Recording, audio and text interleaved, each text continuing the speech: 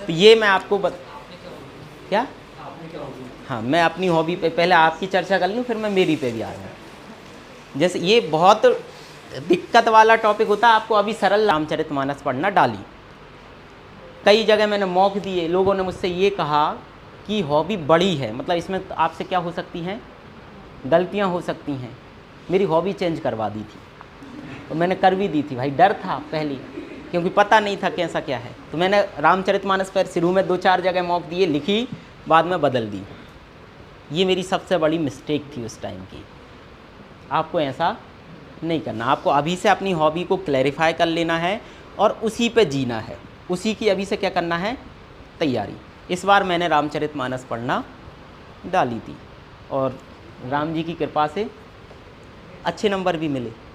ठीक है, तो जो भी आपकी हॉबी है उसको जियो। मेरी शुरू से थी, मतलब मैं बचपन 4th क्लास में था तब से रामचरितमानस पढ़ता था। अगर मैं पढ़ रहा हूँ, जब कभी मुझे समय मिलता था तो मैं पढ़ता था। तो मैंने डाली उसको, क्योंकि मैंने उसको जिया है। ऐसा थोड़ी एक फेक डाल दी है। 19 में थोड़ी सी फेकोलॉजी टाइप की करने की कोशिश की, तो भगवान ने कहा कि तुम गलत कर रहे हो, उसका परिणाम तुम्हें भुगतना पड़ेगा। तो नेगेटिव हुआ मेरे साथ। 24 में डबल से मैं लौट के आया, उसी पे डाली थी, क्वेश्चन भी आए थे, बन भी गए थे, चयन भी हो गया।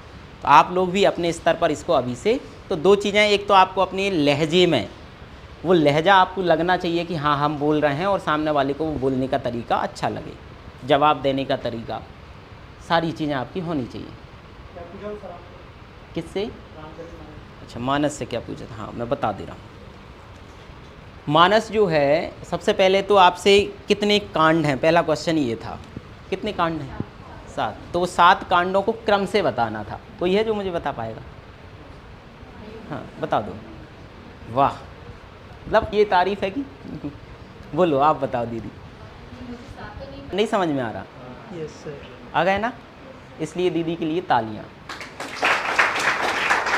लोगों को याद नहीं होगा, व्यवहारिक है। तो 7 क्रम से बताने थे सब, मतलब जिनको है वो। अच्छा, इससे कुछ वो नहीं है गलत, आपको याद नहीं है तो आपकी थोड़ी हॉबी है, मेरी हॉबी है। लेकिन आपकी जो हॉबी है आपको उसकी चीज़ पता होनी चाहिए। तो मैंने 7 क्रम से बताए। दूसरा क्वेश्चन उन्होंने था कि जैसे अयोध्या कांड का नाम इसलिए अयोध्या पड़ा क्योंकि वो अयोध्या में हुआ।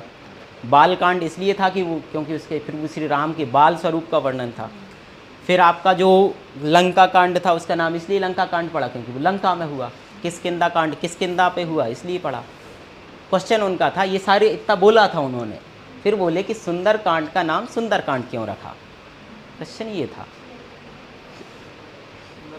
तो वो बता दिया था। आप लोगों ने अगर सुंदर कांड पढ़ा हो तो उसमें एक चौपाई आती है, सिंधु तीर एक भूधर सुंदर कौतुक कूद चढ़े उता ऊपर, इस तरह से। तो वो बता दिया था। 1-2 कारण उसके और भी मिलते हैं, वो थोड़े से इस पर संतुष्ट टोटली नहीं हुए थे, लेकिन उन्होंने कुछ क्वेश्चन अपोज में भी पूछे थे उसके। फिर उसके बाद उन्होंने पूछा कि एक ऐसी चौपाई बताओ जिसमें 10 बार समुद्र का नाम आता हो। एक ही चौपाई में 10 बार किसका नाम? तो वो सुंदरकांड में आती है एक चौपाई। इस तरह से क्वेश्चन थे। फिर अलग अलग क्वेश्चन थे। ये शर्मा सर जो आए बोर्ड के अध्यक्ष थे उनका ही था। क्वेश्चन अच्छे थे, सारी चीज़ें बढ़िया थी। ठीक है, तो इंटरव्यू के स्तर पर है। अब मेरे स्तर पर मुझे लगता है कि मेरी चीज़ें ख़त्म हो गई हैं। लास्ट में यही कहना चाहूँगा, पानी पी लूँ अकेला मैं थोड़ा सा। कई लोग पूछते हैं कि सर कितने घंटे पढ़ना चाहिए, हो सकता है किसी के क्वेश्चन लिस्ट में ये हो।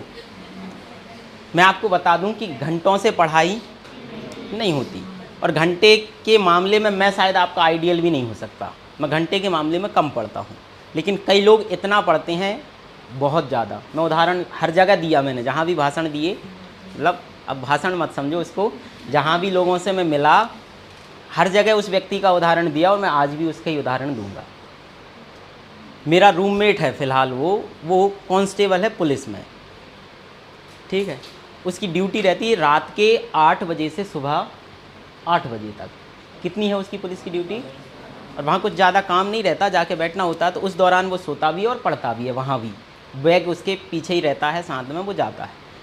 सुबह जब वो 8 बजे आता है तो वो मेरे रूम पे नहीं आता, डायरेक्ट कहाँ पहुँचता है? और लाइब्रेरी में कपड़े चेंज की भी सुविधा होती है, वहीं उसके कपड़े चेंज हो जाते हैं, जाके बैठ जाता है। 12 बजे लंच का टाइम वो वहीं 2 बिल्डिंग छोड़ के टिफ़िन सेंटर है उसमें लंच करेगा। खाना खाने के बाद मेरे रूम पे आएगा, 12:30 बजे नहाएगा, 1 बजे डायरेक्ट कहाँ पहुँच जाएगा, 1 बजे से रात के 8 बजे तक फिर पढ़ता है वो, और 8 बजे वहीं से कपड़े चेंज करके कहाँ पहुँच जाता है। तो वो रूम का जो मुझे आधा किराया देता है वो सिर्फ किसके देता है, नहाने के।